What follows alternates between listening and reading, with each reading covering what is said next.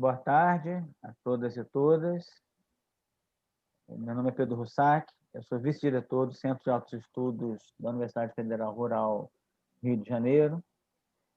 É um prazer estar aqui para mais um evento, né, organizado pelo Centro.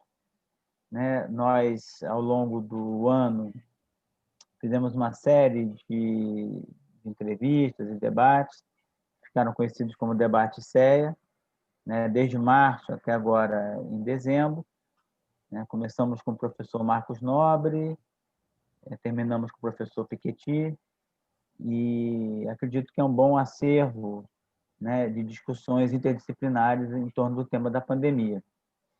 Então, é uma satisfação estar aqui, fazendo as vezes, né, de moderador desse outro evento, que é o lançamento do livro Utopias para Construir o Brasil, com organização do Gilberto Bercovitch, João Sixu e Renan Aguiar. Né? O convite foi feito pelo professor Antônio José, que é meu colega da Rural, esteve conosco entrevistando o professor Frederico Jaime, né, do CDPLAU FMG, né, no programa que nós dedicamos à economia. E agora a gente vai poder também fazer um pouco uma discussão sobre as ideias que estão contidas nesse livro. A ideia, nós estamos aqui com os autores dos capítulos do livro, né? Então, a ideia é que cada um comente um pouquinho sobre o seu artigo, mas antes disso, eu vou passar a palavra para o Renan Guiar, professor Renan Guiar, para fazer um comentário um pouco mais geral sobre o livro, já que ele é um dos organizadores. Por favor, Renan. Obrigado, Paulo. Pedro, desculpa. Obrigado, Pedro. Primeiro é um prazer falar com vocês, conversar com vocês da Federal Rural. Uma universidade que tem uma importância fundamental no debate, em especial no nosso debate em torno do desenvolvimento, a discussão sobre política, economia, direito, enfim. É um grande prazer para mim, para o Gilberto e para o Sixu termos colegas, companheiros de pesquisa da Universidade Federal Rural em nosso trabalho, nossa obra, a coordenação, a obra que nós coordenamos. Bom, aos demais colegas, eu saudo com a minha saudação ao Pedro, e tão relevante ou tão importante quanto o agradecimento que eu fiz aos colegas da Universidade Federal Rural, das demais instituições, creio que todas hoje aqui federais, né? Unirio, Federal Fluminense, enfim, mais uma prova da importância e da necessidade da universidade pública no Brasil, em especial nesse momento, que foi o momento e a preocupação que gerou o livro. Ou seja, ele surge de uma preocupação com esse contexto de desvalorização do conhecimento, de desvalorização das atividades intelectuais e uma valorização extrema do anti-intelectualismo. Anti-intelectualismo compreendido como um discurso do senso comum raso, não daquele senso comum mais sofisticado que todos nós nos utilizamos no dia a dia. Então, essa foi o momento, né? É o nosso momento que fez com que nós pensássemos inicialmente nesse trabalho pensado de fato no início por mim, pelo Gilberto e pelo Sixtu, e que, na verdade, poderia ter sido coordenado por qualquer um de nós que compartilha a mesma preocupação. Bom, pensamos, por conta das nossas áreas específicas e da problemática atual, em tentar pensar o futuro, ou seja, como construiremos o Brasil que um dia nós desejamos ter. Esse foi o mote, né? E nada mais representativo do que utopias. E esse foi o tema e o título da obra, Utopia. A ideia e a provocação é: vamos pensar um pouco naquilo que desejamos para o Brasil pós-pandemia. E a surpresa, e a grande surpresa, foi não apenas a adesão. Enfim, a adesão foi fantástica. Os pesquisadores que compõem o livro são todos pesquisadores de altíssimo nível, mas a grande surpresa foi perceber que houve, entre os artigos, havia um diálogo. Quem já organizou e coordenou obra coletiva sabe que muitas vezes os capítulos, os artigos em si não dialogam e tem poucos objetos comuns. A surpresa boa foi essa, que nós conseguimos coordenar um livro no qual há não apenas pesquisadores de altíssimo nível, mas pesquisadores de altíssimo nível com os artigos dialogando diretamente entre si ou, quando não dialogavam diretamente entre si, se complementavam. Então, essa foi a grande surpresa, que deu uma certa organicidade ao trabalho, fazendo com que ele seja um trabalho a ser lido não exclusivamente de forma pontual, mas na sua integralidade, né, com o devido tempo, já que se tornou um livro razoavelmente extenso. O devido tempo é uma obra que deve ser lida inteira e não em capítulos ou artigos específicos. Acho que isso, o relevante e a boa surpresa que eu tenho o prazer de compartilhar com você é essa. A obra se tornou um trabalho orgânico e não uma colcha de retalhos. Pedro, eu acho que é essa apresentação, né? Da obra como um todo, e o mais importante do que esse conceito inicial são os artigos específicos. Mas aí, Pedro, eu passo a bola para você. Tá, eu agradeço, Renan. Então, vamos começar aqui a rodada, né, dos autores. Eu passo a palavra para o Fábio Kersh, né, que é professor de Ciência Política da Unirio. Fábio, por favor. Boa tarde a todos e a todas. Obrigado, Pedro. Eu queria agradecer o Antônio José, que foi meu colega de BNDES, pelo convite.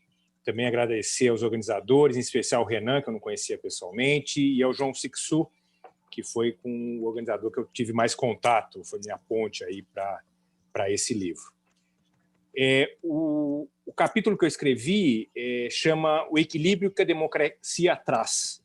Eu até relendo hoje, eu acho que o título devia ter sido O Equilíbrio que a Democracia Deveria Trazer, né? Porque eu vou mostrar, na verdade, que a democracia está desequilibrada e que esse é um problema. Eu escrevi esse capítulo mais uma forma de ensaio, ele é um pouco mais solto, né? Do que geralmente os artigos acadêmicos que a gente faz. Tal. Então, eu me permiti algumas licenças aí, quase poéticas para escrever esse artigo. Eu parto da ideia de que a democracia contemporânea ela é o encontro de duas tradições, né? De um lado, a democracia, né, que vem lá da Grécia, tal, baseada na ideia de maioria, né? E combinada a outra tradição que nasce em outro momento histórico, em outro local, etc., a ideia do liberalismo político, né? Quando eu falar liberalismo aqui, eu não estou pensando no liberalismo econômico, que o Bob chamava de liberismo, eu estou chamando de liberalismo político, quer dizer, a ideia de que o indivíduo é portador de certos direitos, né? E é esse encontro que caracteriza a democracia contemporânea. É a vontade da maioria, mas com certos limites, e esse limite é dado pela ideia liberal de que os indivíduos são portadores de direitos que limitam, né, mesmo a vontade da maioria.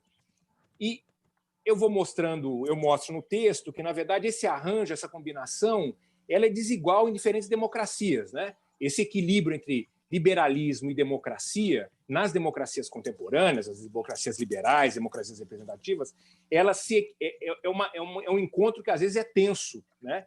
E esse equilíbrio ele se dá de diferentes maneiras, né? Mas o que eu chamo a atenção é que, na verdade, o Brasil vem enfrentando um certo desequilíbrio desse encontro das tradições há bastante tempo, embora o desequilíbrio que a gente tinha, vamos dizer, até o governo Bolsonaro era um, e depois do governo Bolsonaro esse desequilíbrio é outro, né? Até o governo Bolsonaro, quer dizer, antes do governo Bolsonaro, a gente pensando aqui da democratização até o governo Bolsonaro, o desequilíbrio se dava pelo peso excessivo no lado liberal no Brasil, né?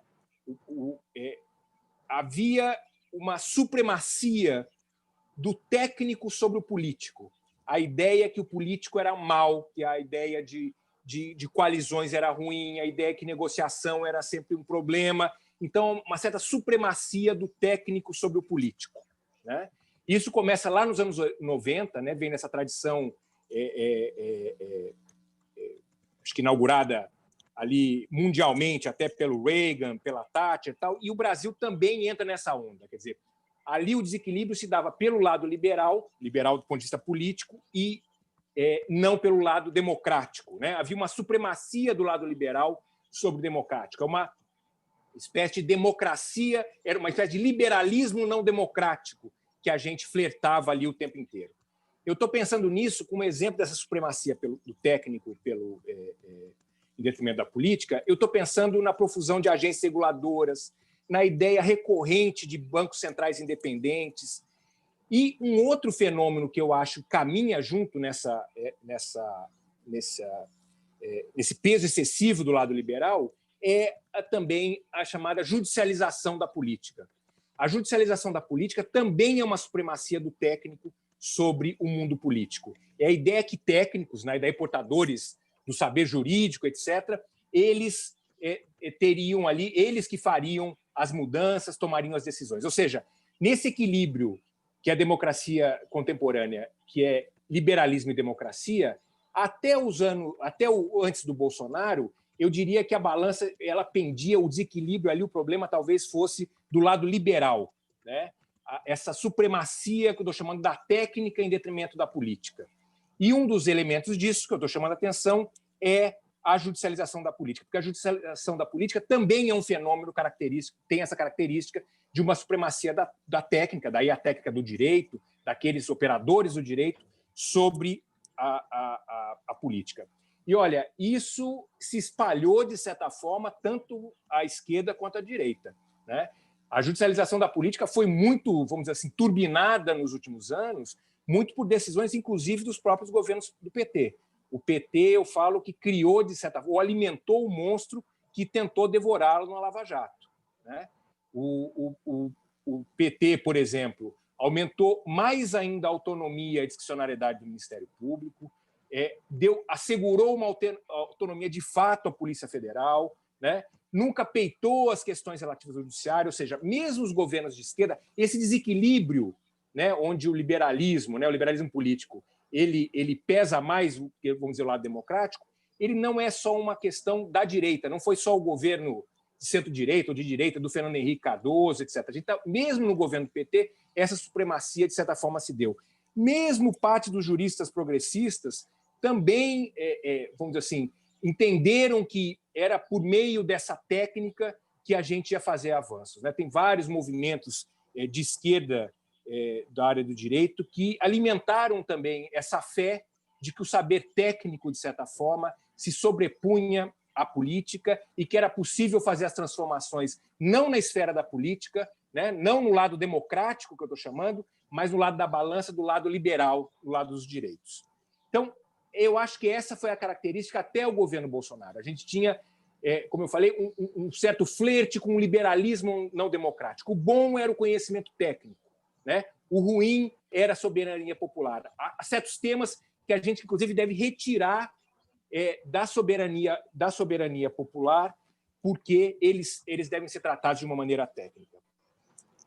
O ponto alto disso se deu na Lava Jato. Na Lava Jato não só foi a negação da política, ou esse reforço desse lado liberal da política, que eu estou chamando, ou esse desequilíbrio da balança pelo lado liberal, mas o ponto alto disso foi a criminalização da política na Lava Jato. Se a gente tinha a negação até a Lava Jato da política, na Lava Jato a gente tem a criminalização da política. É o ponto alto desse fenômeno que eu estou chamando aqui de uma supremacia do técnico sobre o político, né? Você não só acha o técnico superior, como você criminaliza o político. Você criminaliza a negociação, você criminaliza as coalizões, e isso desemboca, ou isso é o fenômeno que a gente percebe na Lava Jato. Então, nessa balança de democracia entre liberalismo e democracia, né, a democracia contemporânea, havia um peso, que eu entendo, ou flertes, isso oscilava também, variava ao longo do tempo, mas vamos dizer assim, do lado, a balança do liberal pesava mais do que a balança democrática. Com o governo Bolsonaro, e o Bolsonaro, obviamente, surfou nisso, né? A vitória do Bolsonaro se deve a isso também, né? Dessa criminalização da política. O Bolsonaro se vendendo como um outsider, como alguém não político. Era isso que era valorizado. Só que no governo Bolsonaro, a balança continua desequilibrada. Esse encontro entre democracia e liberalismo está desequilibrado. Mas eu falo nesse ensaio que eu escrevi que, na verdade, daí o problema é outro. No governo Bolsonaro, a balança começa a desequilibrar para o outro lado.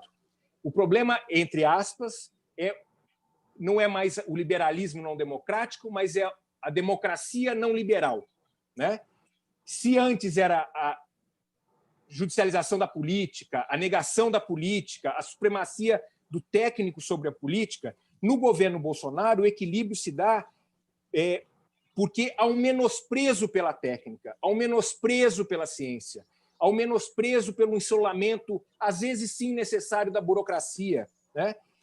E tudo isso é feito, de certa forma, em nome de uma suposta maioria, em nome do povo, que é esse elemento democrático. O Bolsonaro nunca questiona, não fala em não ter eleições, ele fala em fechar o Supremo. Ele não ouve os cientistas em relação à vacinação. Quer dizer, se antes a supremacia do técnico, vamos dizer, estava excessiva, nesse governo que eu estou chamando a atenção, que se dá o contrário. Em nome, supostamente, da maioria, desse elemento democrático que forma a democracia contemporânea, se nega, não se ouve o mundo da técnica, se nega a técnica e se questiona, inclusive, os direitos de minoria, os direitos individuais. Então, a gente continua num desequilíbrio, é isso que eu tento mostrar, só que um equilíbrio de um outro tipo. Se no começo a gente tinha, até o Bolsonaro, um liberalismo antidemocrático, né? A gente tem no governo Bolsonaro uma espécie de bolsonarismo de democracia antiliberal. Liberal aqui no sentido político, né? Então, é esse desequilíbrio que vem, que são diferentes, há sempre o desequilíbrio, mas ele, de lados diferentes, a balança pesa lados diferentes ao longo do tempo, que marca aí esse período democrático de 85 para cá. Então, quando me perguntaram qual que era a minha utopia, eu disse que minha utopia era a volta ou estabelecimento efetivo de um equilíbrio, né? De uma sociedade onde a maioria se expresse, onde a política seja valorizada, onde seja entendido como nobre atividade política, a coalizão, a negociação, etc., mas também a valorização do técnico, do saber científico, o reconhecimento de que as burocracias insuladas são importantes para a implementação das políticas públicas, mas que elas não devem em si tomar as decisões, elas devem se implementar. Ou seja, a minha utopia é que depois da Covid, né, e necessariamente passando pelo fim do Bolsonaro, quer dizer, o Bolsonaro não ser mais presidente, eu não consigo ver o equilíbrio acontecendo com o Bolsonaro, que o Brasil reconstrua ou pelo menos reforce ou se aproxime desse ideal que é o equilíbrio entre os aspectos democráticos, né, da maioria, com os aspectos liberais, que são as garantias, os direitos que vêm da tradição liberal. Então, me deram 7 minutos, eu não vi o tempo, mas eu acho que eu tentei ser rápido aqui, o meu artigo é isso, é o equilíbrio que a democracia traz, ou, pelo menos, o equilíbrio que a democracia deveria trazer. Obrigado, Pedro. Obrigado, Fábio. Achei tão interessante sua fala que eu até queria fazer algumas perguntas, né? Mas não é o caso aqui. Então, eu passo a palavra para a professora Cláudia Henschel, que é professora do Departamento de Psicologia da UF de Volta Redonda e também do Programa de Pós-Graduação de Psicologia da UFRJ. Cláudia, por favor. Sim, vocês estão me ouvindo? Boa tarde, eu agradeço muito o convite. Na verdade, eu sou um ponto fora da curva, porque não tenho a formação de vocês, eu trabalho em outra área bem distinta, uma área que às vezes é considerada por pessoas de outros campos como uma área que não conversaria, né? Que não teria conexão possível nem com a ciência política, nem com a filosofia política, nem muito menos com a economia. Mas, em parte, isso faz sentido, dependendo do marco teórico que nós adotamos na psicologia, mas o meu é a psicanálise. E a psicanálise, ela vem se mostrando já há muito tempo um discurso muito poderoso para pensar os fundamentos, né, da subjetividade de uma época. E foi esse o desafio, né, do convite que o professor Antônio José fez a mim para escrever com ele um artigo para um livro que tem muitos economistas e muitos cientistas políticos e, portanto, acho que ninguém da minha área, né? Mas nós fizemos um artigo e esse artigo ele parte, né, da constatação de uma mudança profunda no tecido social, produzido no marco do golpe parlamentar de 2016, ocorrido no Brasil. No artigo chamado A Terapia de Choque e a Nova Onda Neoliberal no Brasil, nós elencamos as forças subjacentes ao golpe, que nós denominamos de reacionarismo parlamentar, lavajatismo e neoliberalismo empresarial, bem como nós isolamos o terrível resultado de desmantelamento da estrutura de proteção social e de distribuição de renda no país. Nós identificamos essas forças como sendo as mesmas que estiveram na base política da campanha de Jair Bolsonaro para a presidência da República e que o elegeram e que levaram à ascensão do neoliberalismo, o aprofundamento do neoliberalismo no país, com uma acusação muito precisa. A acusação de que o Estado brasileiro é grande, ele é perdulário, ele é interventor sobre a liberdade individual e é também corrupto. Mas fixamos, portanto, o argumento em torno da forma como as forças neoliberais, né, se aprofundaram de maneira vertiginosa no Brasil a partir de 2016 e, portanto, em especial a partir de 2019. Né? A referência principal para isso foram em torno do capitalismo de desastre, que vê nas emergências humanitárias a oportunidade para a implantação de reformas estruturais neoliberais. Vocês estão me ouvindo? Porque deu aqui um problema na minha internet, mas tudo bem. No artigo, nós elencamos uma série de afirmações do presidente sobre a Covid entre março e abril de 2020, que estão, a nosso ver, no epicentro de sua concepção neoliberal. Para essa apresentação, eu vou partir em especial de uma frase dita por ele em maio desse ano, em uma de suas lives. Ele diz: para mim, tem algo que é mais importante do que a vida, a liberdade. Não é Friedman, não é Hayek, mas é Bolsonaro, que na época condenava as políticas dos estados e das prefeituras de restrição de circulação de pessoas, suspensão de atividades de trabalho presencial, medidas de isolamento social considerando tudo isso como um verdadeiro ataque à liberdade individual por parte de um Estado intervencionista e ainda grande. Esse estado de coisas colocou para nós, no artigo, uma pergunta a respeito do Estatuto do Neoliberalismo.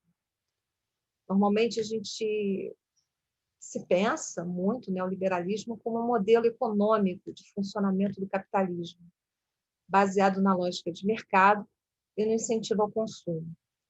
Mas o que nós apostamos numa outra hipótese, uma hipótese que vem sendo também trabalhada por autores como Christian Laval e a própria Wendy Brown, e que vai no sentido de pensar que o neoliberalismo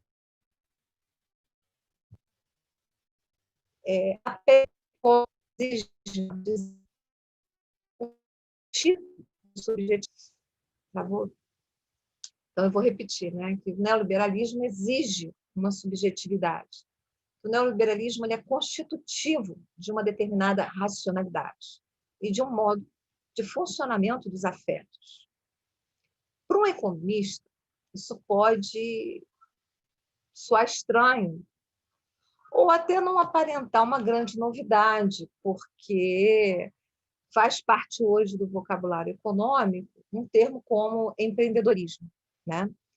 Inclusive bastante empregado por Paulo Guedes para se referir ao cidadão brasileiro hoje, seja no quadro de reformas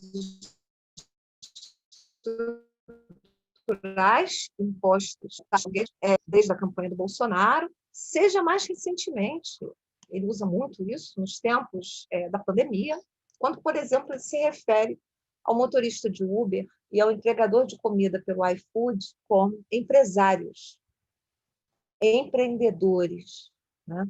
Então, talvez hoje pensar que o neoliberalismo exige uma subjetividade não seja tão estranho assim, né?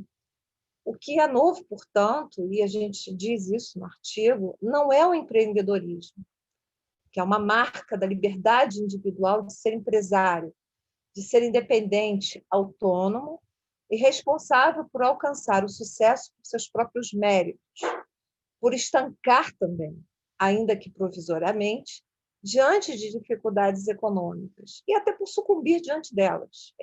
Essa é a ideia de empreendedor, né? Um sujeito livre, autônomo, para decidir sobre seus méritos, seu sucesso, até onde pode ir, e por decidir, inclusive, quando estancar ou quando sucumbir, né, às dificuldades econômicas.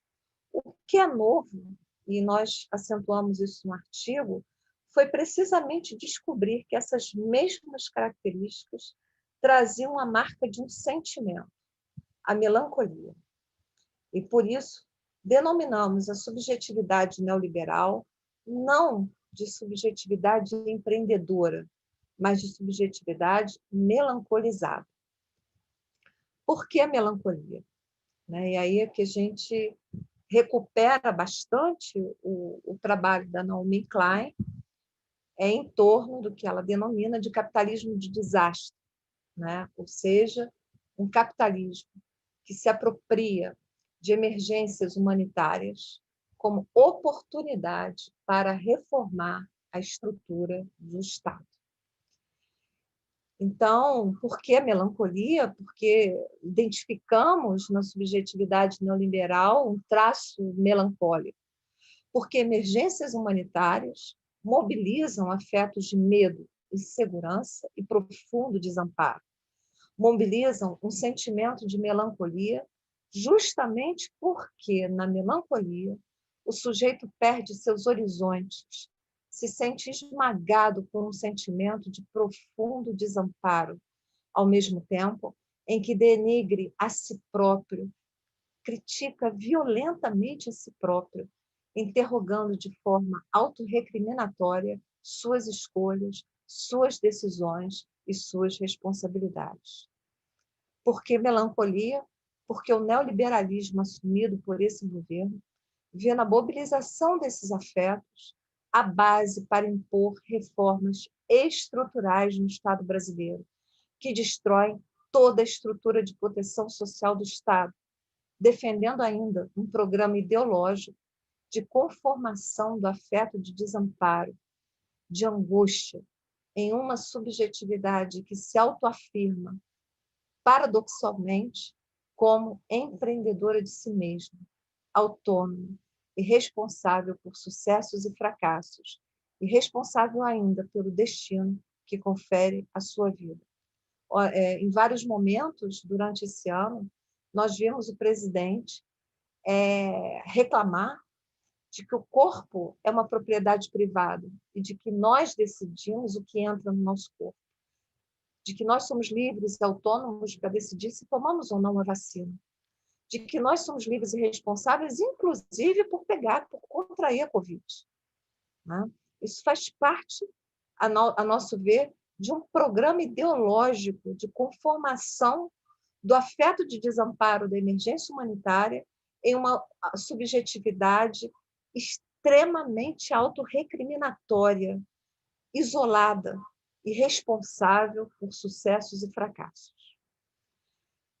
Paulo Guedes, numa entrevista à Folha de São Paulo, de 3 de novembro de 2019, 2 meses antes da pandemia se instalar no mundo, esconde as raízes do desemprego involuntário, suas consequências terríveis sobre as relações sociais, ao apresentar cinicamente a sua fórmula de prosperidade e gênese da pobreza. Ele afirma: um menino desde cedo sabe o que ele é, um ser de responsabilidade, quando tem de poupar. Os ricos capitalizam seus recursos, os pobres consomem tudo. Nesse quadro que nós apresentamos no artigo, nós nos interrogamos sobre utopias possíveis, e foi até um momento aí de diferença entre a minha posição e a do Antônio. Eu sou muito pessimista, eu não vejo grandes horizontes na atual conjuntura, mas o Antônio tem uma verve assim, otimista muito grande, ele vê horizontes. E nós chegamos a um consenso ao afirmar que uma utopia seria possível pela instauração de laços sociais que possam dar conta de expectativas de resistência a toda forma política que aposte em desastres como oportunidade, em choques como programas autoritários de poder no neoliberalismo. O horizonte de uma utopia, para nós, no final do artigo, foi a defesa, portanto, da implementação de um programa político popular de emancipação dessa racionalidade neoliberal, assujeitada melancolicamente a esse programa ideológico, né, do atual governo. Na nossa história, já foi possível reverter quadros assim, tão nefastos para o povo. A racionalidade neoliberal não elimina, ao contrário, ela se alimenta do sentimento de desamparo, do sentimento de angústia, das emergências humanitárias. Mas nós acreditamos também que esses mesmos sujeitos, que essa mesma subjetividade pode ser sensibilizada a partir de outros chamamentos. Logo, revelar a relação entre as linhas de força que levaram ao choque emergencial, ao choque humanitário, melhor dizendo, de 2016, que foi o nosso golpe de Estado, e a esse dramático resultado socioeconômico, assim como explorar contradições desse processo e fortalecer a resistência social, continua e pode vir a ser um horizonte de utopia viável. É isso. Obrigado, Cláudia. Eu acho que é um tema muito relevante, discutir sofrimento psíquico e neoliberalismo. Eu parabenizo pela sua fala, por isso. E o próximo artigo é um artigo escrito em parceria, né, pela professora Carmen Feijó, que é professora titular de Economia da UF e coordenadora do grupo de pesquisa sobre financiarização e desenvolvimento. E da Fernanda Fael, que é economista e doutoranda em economia também na UF. Bom, obrigada, então, Pedro. Antes de mais nada, agradeço, né, aos organizadores do livro, né, pela oportunidade e pelo convite assim, instigante, né, nós pensarmos uma utopia. Nosso artigo ele tem um terceiro autor, que é o professor Carlos Henrique Horn, que é da Universidade Federal do Rio Grande do Sul. Então, nós três organizamos um capítulo, né, que tem um título bastante longo, Governo Central e Esferas Subnacionais no Desenvolvimento de Regiões, Estratégia e Fortalecimento de Instituições de Financiamento Público para a Retomada do Desenvolvimento no Brasil. E a proposta, a mensagem do artigo, né, do capítulo, é recuperar então, a importância histórica das instituições financeiras públicas, né, em particular as de desenvolvimento nacional e regional, e reposicioná-las numa proposta de promoção do desenvolvimento econômico. Bom, é claro que então a gente inicia, né, mostrando como é que a pandemia da Covid-19 ela coloca em xeque a narrativa, né, de Estado mínimo como um caminho único para as economias de mercado sustentarem trajetórias de crescimento, e a gente interpreta que uma crise severa, uma crise econômica severa, ela implica necessariamente ruptura das convenções vigentes, né? E torna necessário, então, fica mais evidente a necessidade da ação do Estado, que, por meio então, das suas instituições, possa reconstruir a confiança, né, em expectativas dos agentes privados para que eles possam, então, voltar a tomar as decisões, enfim, e a colaborar para um processo de retomada de crescimento. Então, a proposta do artigo para recuperar o crescimento é trazer para o primeiro plano o debate há muito esquecido, né, sobre o planejamento econômico, a importância do planejamento econômico. E aí, quer dizer, vendo a primeira fala, quer dizer, a gente está interpretando um planejamento que envolva, né, democraticamente a sociedade, né, não seja uma coisa tecnocrata imposta, e associado, acho que aí é a originalidade da nossa proposta, com formas de financiamento público para a promoção do desenvolvimento. Então, a gente basicamente começa falando o que a pandemia evidenciou, né? O que ela evidenciou, na nossa interpretação, é que as medidas de contenção dos gastos públicos que vêm sendo implementadas desde 2015 afetaram a capacidade do Estado em cumprir as suas funções sociais. Tampouco, né, essas medidas entregaram, né, o crescimento prometido. A economia ela não recuperava em 2019 ainda a grande recessão de 2015, 2016. Além disso, a pandemia também colocou em evidência que os serviços básicos eles dependem fortemente de governos regionais, né, que são a eles que cabe a fornecer os serviços básicos de saúde, educação, segurança pública. Então, a redução da capacidade de gasto público, o enfraquecimento do poder de coordenação do governo central, né, com as suas esferas locais, resultou, na nossa avaliação, um grave prejuízo social para você enfrentar a situação de emergência sanitária. Então, o que se propõe? Então, o que nós propomos, essa ideia principal que a gente desenvolve no livro, é que uma estratégia de desenvolvimento ela deveria ser bottom-up, quer dizer, articulada com um planejamento estratégico de desenvolvimento nacional associado à mudança estrutural e também, né, isso a Fernanda vai desenvolver em outro capítulo, também associado com uma agenda de sustentabilidade ambiental. Então, a gente parte que a experiência brasileira ela já contempla uma rede de instituições financeiras públicas regionais, exatamente valorizar a presença dessas instituições que estão presentes em quase todos os estados brasileiros, e elas são detentoras de um conhecimento sobre a estrutura e os atores locais, né? Onde elas atuam, elas conhecem melhor a realidade. E isso é um conhecimento necessário em se pensando essa retomada do desenvolvimento nacional, que ele deveria, então, ser feito, né, considerando esse acervo de conhecimento mais articulado, né, com o Estado Nacional. A experiência, né, histórica nossa é com o BNDES, né, como uma instituição forte de financiamento, e a sua relação com as instituições financeiras de desenvolvimento regional. E isso é que dá um incentivo para o que se pense, né, numa proposta de retomada do planejamento do desenvolvimento com financiamento público a partir dessa estrutura que está muito enfraquecida, mas que ainda existe, e nós temos isso na nossa história recente, né?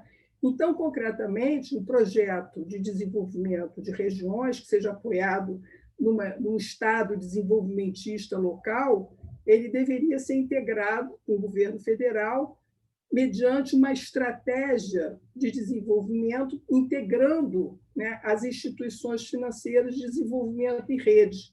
Então, tanto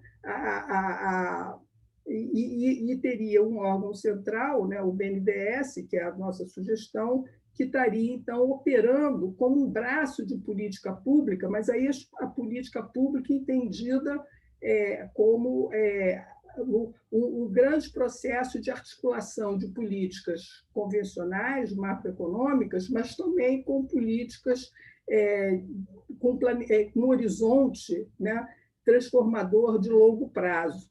Então, esse arranjo teria potencial, né, para apoiar um processo de catching up e permitir, então, que o país escapasse, né, da armadilha de países de renda média e, obviamente, contemplando uma melhor distribuição da atividade produtiva no território, né?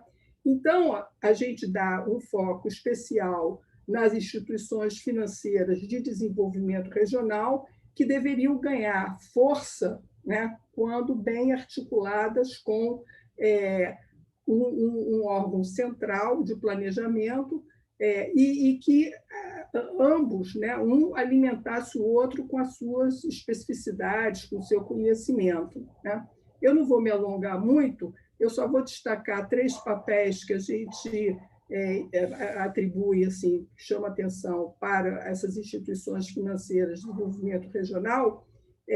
Bom, então, para se ter um verdadeiro sistema de fomento nacional, seria necessário você ousar um novo arranjo no sentido de você ampliar a capacidade de ação dessas instituições financeiras regionais, que hoje elas são muito pequenas, né? Foram perdendo importância, perdendo tamanho, potência. E aí a sugestão é que essas instituições, junto, né, com o seu Estado desenvolvimentista local, elas não se circunscreveriam apenas a financiamento de projetos específicos que fossem atender a demandas locais, mas que tivessem, né, uma projeção, né, a sua atuação ela tivesse um horizonte mais largo de tempo e também integrando, né, outras regiões, né, se assim fosse necessário, dependendo de cada iniciativa, né? Então, o que se assume é que essas instituições elas reúnem uma capacidade de avaliação sobre as possibilidades de retorno de atividades estratégicas naquelas áreas onde elas atuam, né? Então, essas instituições elas estariam numa posição privilegiada para identificar projetos que fossem propulsores do desenvolvimento regional, né? Projetos que têm um enraizamento local, permite um encadeamento produtivo regional, internalizando a renda gerada, então, com isso, minimizando o vazamento para outras regiões. Então, fica claro que a avaliação dessas instituições ela deve abarcar não só o retorno financeiro, sua sustentabilidade do ponto de vista financeiro, mas também os efeitos que elas teriam sobre a estrutura econômica da região, né? e, obviamente, a contribuição para o desenvolvimento. Então, nesse sentido, a gente entende que essas instituições de desenvolvimento local financeiras, elas exerceriam um importante papel na coordenação das políticas públicas de caráter tanto regional quanto setorial, e, com isso, reduzindo, então, problemas associados à informação e fomentando a construção do estado de confiança, ampliando a oferta de liquidez na região. Então, esse aspecto da expansão da liquidez, ela permitiria as transformações estruturais que estariam reforçando, então, ciclos virtuosos de crescimento, essa é a nossa utopia, né, de um crescimento sustentável da economia local. Então, a estratégia de desenvolvimento, né, a partir, né, do bottom-up, que conte com o sistema financeiro público local, ela também permitiria a promoção de novos arranjos produtivos, potencializando o crescimento. É claro que é fundamental, né, a articulação seria fundamental, a articulação dos estados desenvolvimentistas locais com o Estado federal. Essa articulação ela seria, né, a fonte de você dar consistência, buscar dar coerência, fazer uma construção política, né, que em prol do desenvolvimento, e ajudaria, seria fundamental, mudar a percepção dos agentes privados em relação ao papel do Estado. Quer dizer, você estaria dando sentido, né, quer dizer, essa institucionalidade do planejamento local integrado ao planejamento regional e federal para você mudar a visão do Estado. E, por fim, né, quer dizer, a ideia de você associar ao planejamento a questão do financiamento é você colocar na mesa como você vai capitalizar essas instituições financeiras com vistas ao desenvolvimento, né? Quer dizer, isso se contrapõe ao discurso de que as instituições financeiras de desenvolvimento elas deveriam depender de recursos privados ou do mercado de capitais, né, como é defendido por muitos autores, né? E, no nosso entendimento, se você vai utilizar fontes de recursos privados, quer dizer, com o objetivo de desenvolvimento, você vai induzir a mesma falha de instituições financeiras privadas em virtude da lógica dessas instituições, que é a obtenção de lucro em curto espaço de tempo, né?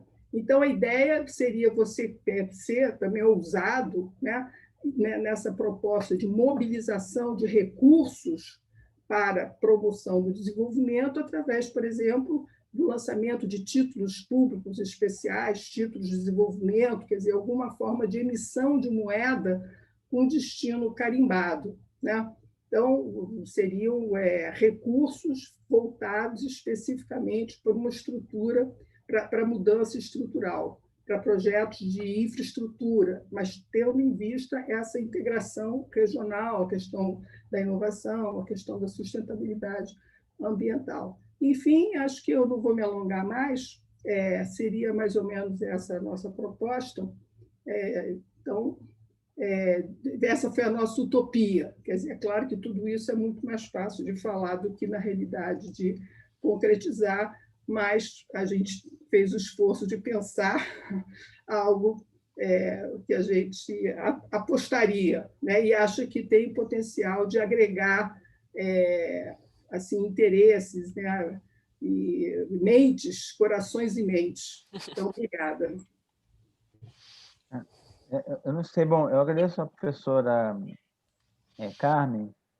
Então, acho que vou passar a palavra para a Fernanda. Pedro, eu só queria me despedir e pedir desculpas que eu tenho que dar aula. Obrigado a todos e parabéns a todos os autores aí e sucesso ao evento. Obrigado. Tchau, obrigado. Fábio. Um abraço, Fábio. Bom, posso... Então, aí eu vejo que a Fernanda, no artigo dela, traz uma preocupação também com a questão ambiental. Sim, eu vou colocar o meu cronômetro aqui, porque eu não sou tão controlada quanto as pessoas que falaram até agora. Bom, eu escrevi, então, eu vou falar sobre um artigo que eu escrevi em parceria com o Marco Crocco, que ele é professor lá da UFMG. Ele tem uma intersecção, obviamente, ele tem uma intersecção muito grande com esse artigo que a Carmen acabou de apresentar, até porque nós 4 fazemos pesquisa juntos há muito tempo e um do nosso foco de trabalho é essa questão das instituições financeiras, do Estado e da participação do Estado no processo de desenvolvimento. Então, tem uma intersecção muito grande e a gente parte nos 2 artigos da premissa de que a gente precisa recuperar o Estado, né, recuperar o papel do Estado enquanto agente desenvolvimentista, a gente precisa perder o medo dessa palavra e a gente precisa recuperar essencialmente as instituições do Estado, dessa vez adaptadas às necessidades que a nova conjunção de fatos se impõe para a gente. A ideia de pensar, eu queria, antes de tudo, agradecer, né, na verdade, a participação desse livro, o Renan, foi muito bacana, a ideia de vocês porque pensar em utopias e alternativas para um Brasil num momento sombrio como esse que a gente está vivendo é de fato algo alentador, né? A gente está tão imbuído desde 2016 desse golpe parlamentar que aconteceu e de todos os retrocessos que a gente tem vivido, isso para não falar do fascismo, mas a gente está com isso na vida e aí tu mudar a tua pensamento para pensar em alternativas e utopias é realmente muito, muito bacana. Crocco e eu começamos a pensar nesse artigo, né, e a gente percebeu assim, a Covid, ela evidencia todos os problemas que esse sistema financeirizado impõe para a nossa sociedade, né? Tu não consegue pensar no Covid sem pensar em problema ambiental, em problema social, né? Uma crise sanitária que a gente está vivendo, que gerou uma crise econômicas talvez sem precedentes no Brasil, essa tragédia toda, e domesticamente a gente, aliado a tudo isso, ainda tem uma crise política, né? Então é um sistema que, na verdade, a Covid veio nos mostrar que tem uma impossibilidade de continuidade de um modo de produção que aprofunda as desigualdades econômicas. E a gente caminha, quer a gente queira ou não, quer a gente admita ou não, a gente caminha para um rápido processo de destruição ambiental e de mudança climática. E no nosso entendimento, o que ficou evidente, além dessas vicissitudes, o que ficou evidente é que a gente não vai conseguir encarar essas questões e encarar esses problemas sem uma atuação muito forte do Estado e sem a criação de novos instrumentos de políticas públicas. É muito claro que os instrumentos de política pública que a gente utiliza até então, eles não funcionam, eles não vão funcionar nessa nova realidade, eles não vão se impor num processo, por exemplo, de transição verde. Né? Os bancos centrais e a política de meta de inflação e austeridade fiscal claramente são políticas ultrapassadas e o Covid, essa crise de agora evidencia isso de uma forma que não se pode mais ignorar. E não é à toa que organismos internacionais, bem ou mal, estão relaxando no seu discurso austericista. Só o nosso ministro da Economia que não. Nesse sentido, né, as metas impostas pela COP em 2015, ela possui profundas implicações para a mudança da estrutura produtiva e para os consumidores.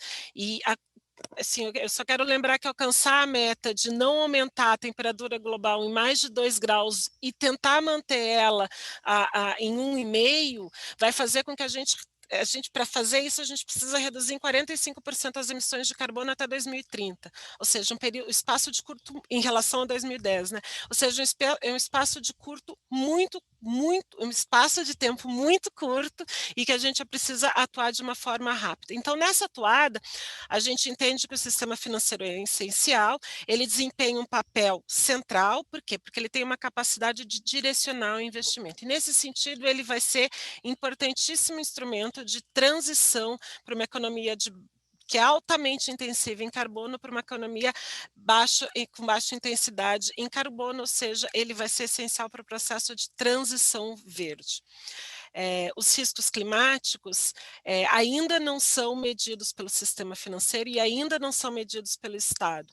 E até onde a gente entende, eles vão se materializar principalmente por meio de 3 riscos. São os riscos físicos, né, que são movimentos de furacões, aumento dos problemas climáticos, né, enchentes, incêndios. São os riscos de responsabilidade, ou seja, quem é responsável por determinada mudança, e são os riscos de transição, que é o que a gente foca mais intensamente nesse artigo, que, como eu falei, são os riscos da gente transitar de uma economia alta intensidade em carbono para uma economia de baixa intensidade de carbono. Essa mudança vai trazer ganhadores, né, que são essa inovação, e ela vai trazer perdedores, que são os antigos complexos industriais. E a gente vai precisar tratar disso, a gente vai precisar tratar tanto dos perdedores quanto dos ganhadores. As ações necessárias vão causar uma transformação produtiva e de padrões de consumo muito abrupta.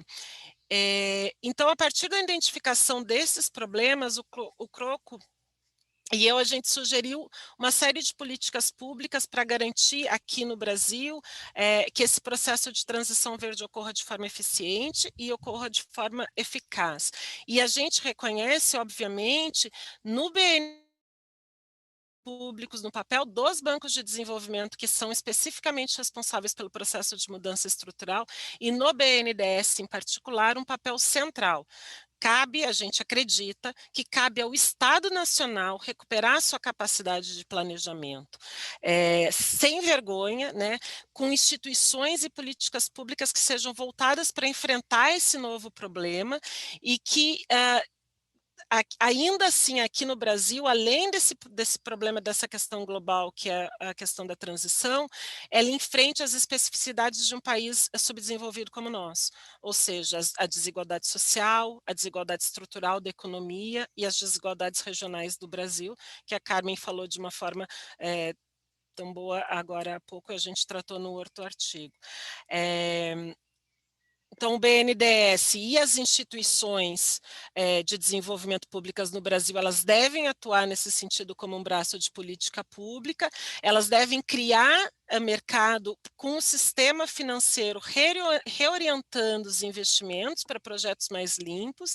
A gente precisa enfrentar a perda que os setores intensivos da emissão de gás vão sofrer por meio de uma política industrial de inovação, que a gente chama de reconversão produtiva verde. A gente cita o exemplo da Petrobras, nossa maior indústria nacional, antigamente responsável por grande parte dos nossos investimentos. A Petrobras vai ter que se reinventar, né? E a gente tem que garantir que esse processo de transição verde, ele não afete a estabilidade do sistema financeiro. E ele não vai afetar a estabilidade do sistema financeiro por uma reconstrução do papel do Banco Central.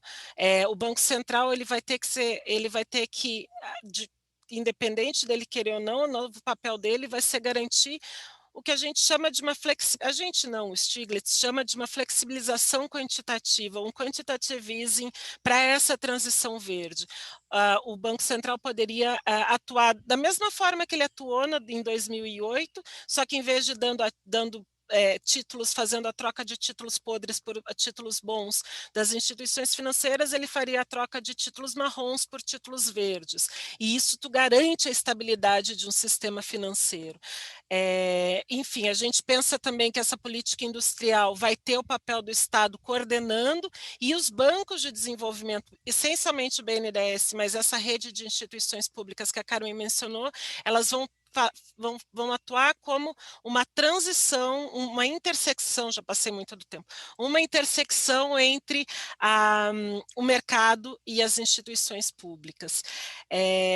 enfim, eu acho que eu vou parar por aqui, porque eu já passei muito do tempo. Eu só queria mencionar mais uma coisa. A Cláudia falou bastante do neoliberalismo, me tocou bastante, e ela disse que ela é uma pessimista, enquanto o Antônio é um otimista. Concordo contigo, Cláudia, eu vejo essa necessidade desse processo de transição e de recuperação do papel do Estado.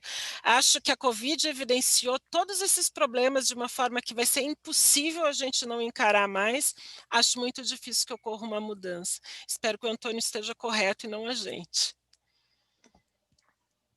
Agradeço, Fernanda. Me parece sua pesquisa assim, fundamental, né? Equacionar problemas do desenvolvimentismo e os problemas ambientais. Né? Eu digo que uma das entrevistas dos debates sérios foi com o professor Carlos Nobre, né, onde ele tratou desse tema, e ele tem todo um plano de desenvolvimento sustentável para a Amazônia. Ele chamou de Amazon New Deal. Excelente. Se inspirando um pouco no programa, talvez se inspirando um pouco no programa de governo do Partido Trabalhista Inglês da última eleição, que era o Green New Deal, né? Que já está virando global, né? Inclusive, eu ia falar sobre isso, não deu tempo. Tá bom, obrigado. Obrigada. Então, eu passo a palavra para a Débora Pimentel, né, que é professora aqui do Departamento de Ciências Econômicas daqui da Universidade Rural e coordenadora do GT Economia, Conjuntura e Sistema Financeiro. Débora. Olá, boa tarde. Eu vou apresentar, então, aqui esse capítulo que eu escrevi junto com o André Modenese, né, professor da UFRJ. O capítulo se chama O Banco Central Ideal. E eu e o André, a gente já está trabalhando aí há quase uma década juntos, pensando em política monetária, em inflação. O André pensando em política monetária, eu focada bastante nos problemas aí, inflacionários, é uma coisa que a gente já está há muito tempo. Então, agradecer o convite dos coordenadores do livro, porque para nós foi uma oportunidade muito boa de parar um pouco para sintetizar um pouco tudo que a gente já estava pensando aí, então, porque a gente acaba, às vezes, se perdendo um pouco nos pormenores da pesquisa. Então, foi bom para a gente, um bom trabalho para a gente pensar uma síntese aí de tudo que a gente vinha trabalhando, não só como crítica ao regime de metas de inflação, a construção vigente do Banco Central, mas por esse aspecto mais otimista, né? E nisso o Antônio, meu colega lá do grupo lá da Rural, o Antônio é um otimista, é bom trabalhar com ele por esse lado, mas pensar por esse lado da utopia, do otimismo de que se pode construir alguma coisa em bases que a gente acredite mais do que a atual. Então, assim, eu vou apresentar rapidamente aqui as nossas ideias, eu convido vocês a lerem vou apresentar rapidamente, convido vocês a lerem os detalhes das nossas proposições, mas a gente abre o artigo, o capítulo, fazendo uma exposição da construção atual, né, vigente do Banco Central, e a política monetária, as políticas do Banco Central são só um aspecto de um conjunto de políticas econômicas que, na nossa concepção, elas fracassaram, elas não são capazes de ampliar o bem-estar da população. Então, no caso do Banco Central, o foco único na inflação, né, que restringe a política monetária como um todo, mas isso está contido, isso está inserido num arcabouço de outras políticas econômicas, como austeridade fiscal, que engessa a política fiscal, uma política de liberalização financeira, que restringe a regulamentação, e uma política de demonização aí das políticas industriais, do planejamento econômico, numa ideia de uma crença de que a eficiência locativa e distributiva do mercado, de um mercado desregulado, seria capaz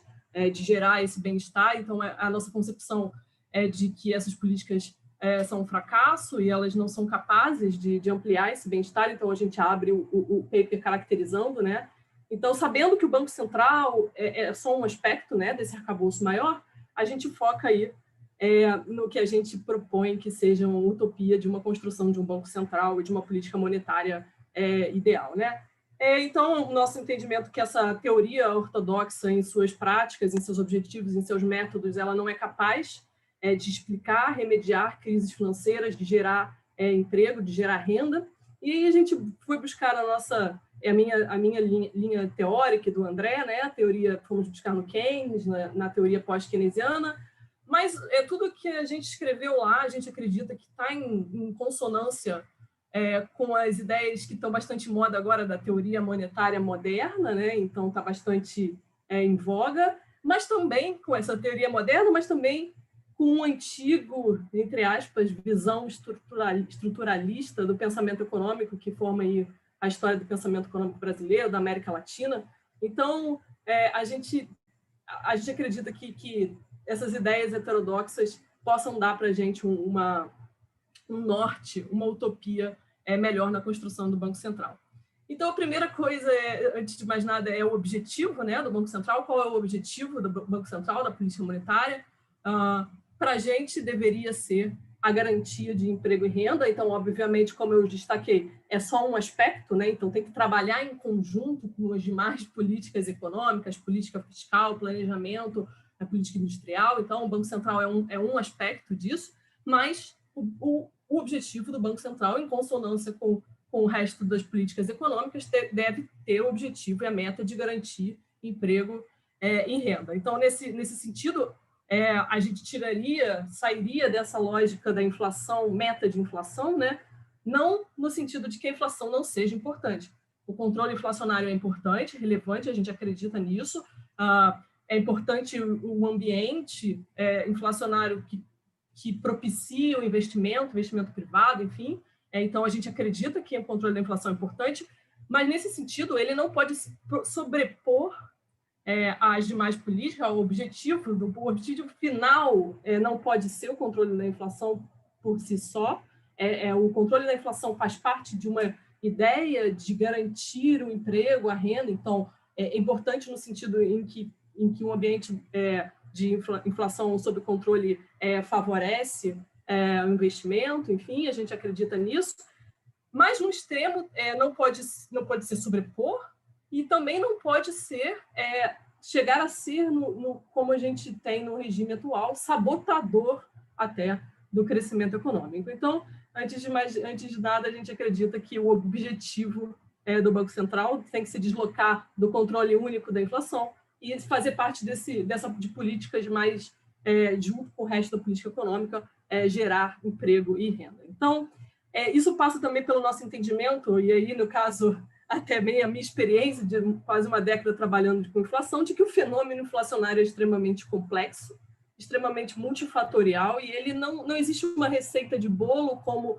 está proposta no esquema atual, de um instrumento, taxa de juros, para uma inflação, para um diagnóstico, sempre inflação de demanda. Então, a gente acredita que a inflação é um fenômeno complexo, aí voltando das nossas raízes aí do pensamento econômico estruturalista, passa por diversas questões, e então o nosso objetivo do Banco Central ideal, ele passa por essa mudança de objetivo, tirar o foco no controle único da inflação e levar para a geração de emprego e renda em consonância com as demais políticas econômicas, e mudar a metodologia de se enxergar esse controle inflacionário, não só um objetivo, um instrumento, um diagnóstico, mas a pensar a inflação como um fenômeno complexo e multifatorial, tá? Então, assim, estou apresentando aqui para vocês, em linhas gerais, o espírito do artigo, do capítulo.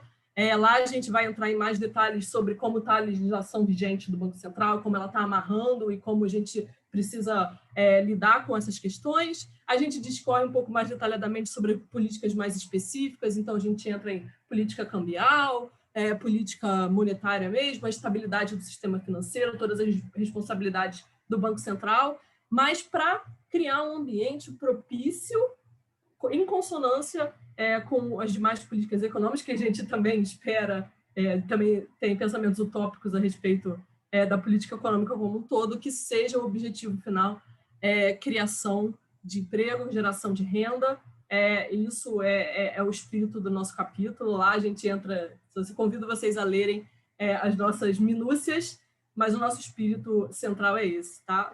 Obrigado, Pedro, obrigado, Renan.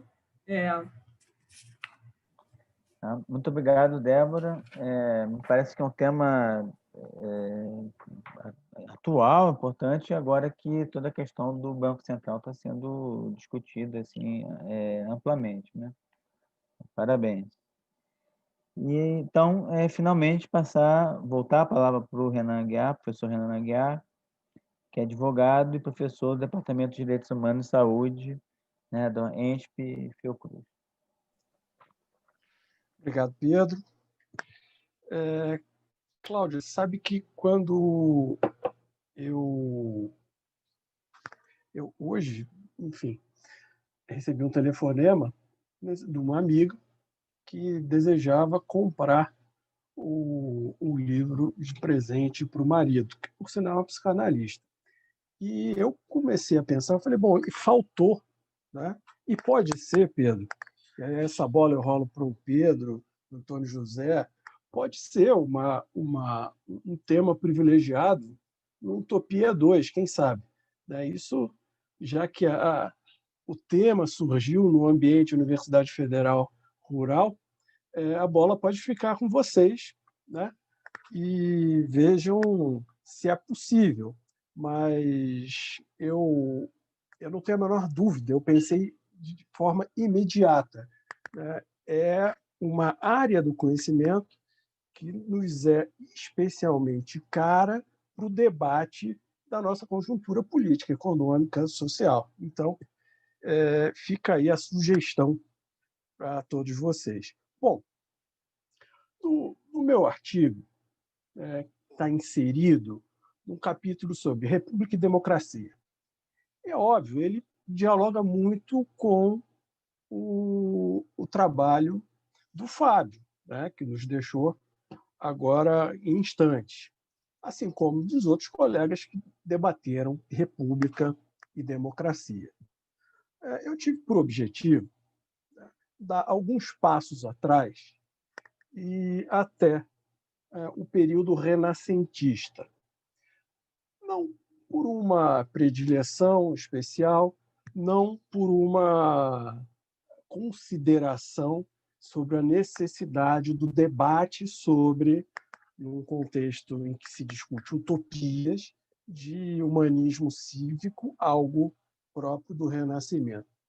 Mas para tentar debater e fazer uma análise de alguns discursos que tomaram a mídia e alguns ambientes intelectuais discursos salvacionistas, ou seja, discursos que buscavam âncora no iluminismo, de forma genérica, âncora no Renascimento, como se esses discursos fossem a vacina para todas as dificuldades que nós vivemos hoje. Bom, achei relevante, já que nós pensamos em utopia, pensar junto com estes que assim discursam essa utopia. Será que é preciso caminhar tanto no tempo? Será que é preciso ir ao iluminismo e ao renascimento? Bom, essa é a minha pergunta, é isso que eu me proponho a responder. Bom, o primeiro passo a ser ultrapassado é óbvio que é o vício do anacronismo. Como é que nós vamos discutir no século XXI questões próprias ou trazer o debate específico da república, do humanismo cívico medieval, ou melhor, renascentista? É possível isso? Essa primeira preliminar posta por mim, é óbvio que num ambiente não estritamente histórico, não um debate ancorado ou um compromisso historiográfico, é óbvio que é possível. Um compromisso teórico, dialogar tempos históricos diferentes, contribuem muito para que nós tenhamos, de alguma forma, um diálogo entre épocas e que possa trazer novas reflexões sobre temas que são recuperados do passado para a solução de questões do presente. Mas, e aí, que é relevante, trazer o passado ao presente requer um conjunto de mediações, sejam elas mediações teóricas, adotando uma teoria adequada para essa observação intertemporal, ou se apropriando não exclusivamente daquelas noções clássicas típicas de manuais e livros introdutórios, mas sim do debate efetivo, debate que se acumula, especialmente por aqueles que se dedicaram a compreender determinados conceitos históricos, como o conceito de república, como o conceito de humanismo cívico, num dado contexto. Ou seja, importar do passado, sem a devida mediação, nada mais é do que criar um elemento de legitimação histórica de um discurso político contemporâneo. Bom, e me parece que isso é o que determinados intelectuais contemporâneos acabaram por fazer, seja com um discurso genérico e abstrato, ou muitas vezes com referências a autores, trazendo o iluminismo e trazendo o renascimento, em especial o humanismo cívico, para o mundo contemporâneo, para o nosso contexto histórico. Em que contexto isso é feito? Né? Em que contexto, que ambiente teórico isso é feito? No discurso antirracionalista, ou seja, uma vacina contra aquilo que o Fábio corretamente, aquilo que o Fábio identificou como um discurso democrático, né, de certa forma, anticientífico. É o discurso democrático no sentido de que é o discurso da maioria, uma maioria posta. E anticientífico na medida em que esse discurso ele não incorpora elementos mínimos da racionalidade científica, seja de que ambiente científico estivermos falando. Então, trazer isso é possível? É possível. É produtivo? Qual a utilidade desses discursos? Essa é a segunda tentativa minha de resposta.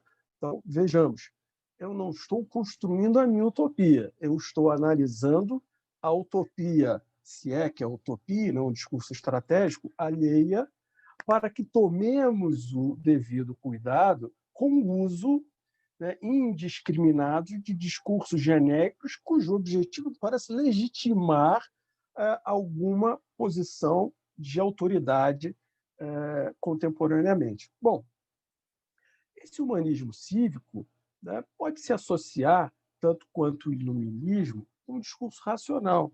Mas o que me parece que falta e que faltou no discurso de grande parte desses intelectuais que resolveram resgatar o iluminismo é compreender que, e isso é um discurso não apenas de intelectuais, eu digo intelectuais, no artigo isso está muito mais especificado, mas alguns intelectuais e muitas autoridades públicas, especialmente do Poder Judiciário, se utilizaram desses argumentos.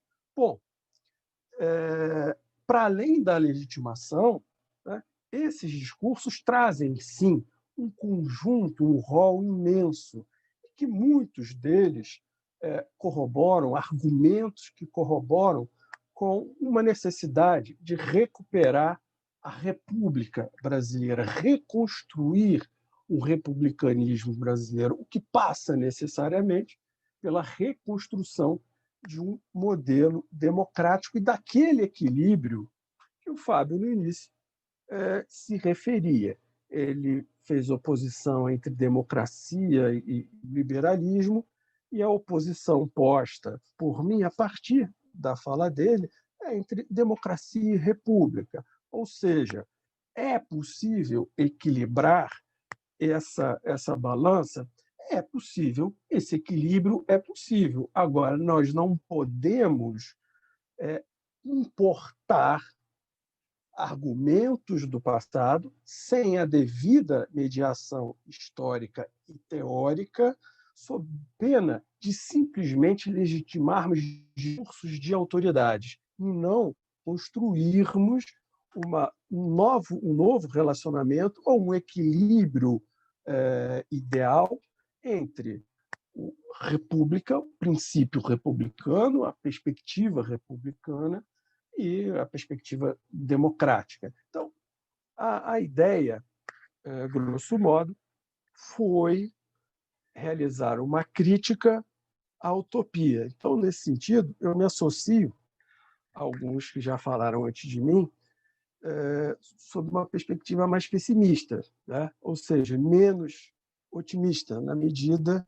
em que eu me coloco a criticar talvez aquilo que seja uma utopia alheia, ainda que essa utopia, ao meu ver, ela não seja uma utopia sincera, mas meramente estratégica, de um discurso de autoridade. Mas essa é o diálogo, esse é o tom do artigo que eu trabalhei. Agora, fica para vocês a sugestão de um trabalho que tenha um peso mais consistente na psicanálise.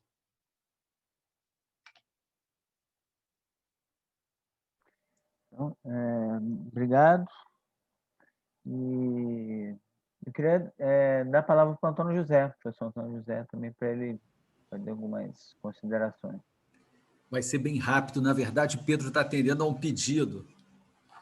Eu fiquei nessa fotografia, não imaginava que fosse ser citado, exatamente por causa do otimismo.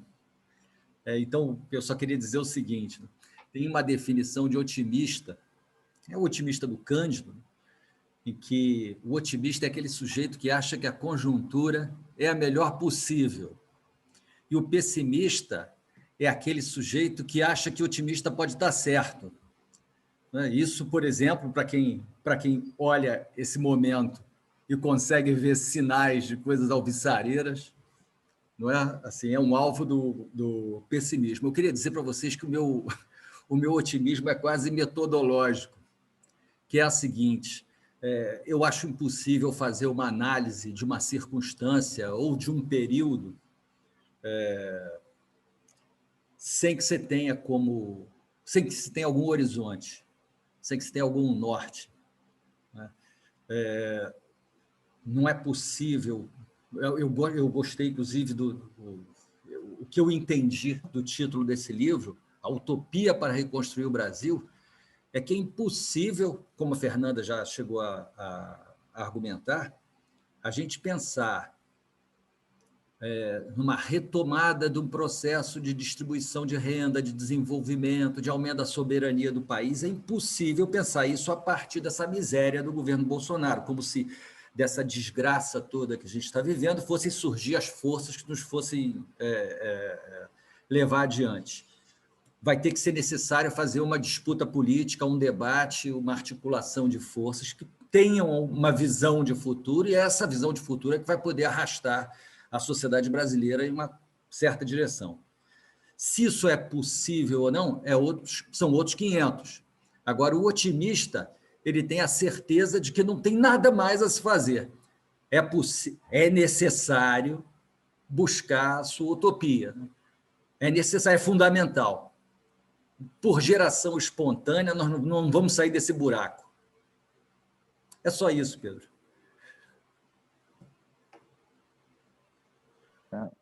Bom, eu agradeço, então, Antônio. Agradeço a oportunidade de estar aqui mediando, né? Aprendi muito com as falas. E dizer que o CEA, que é o Estudo Avançado da Rural, tem muitos projetos aí para 2021 e a gente espera contar com todos vocês.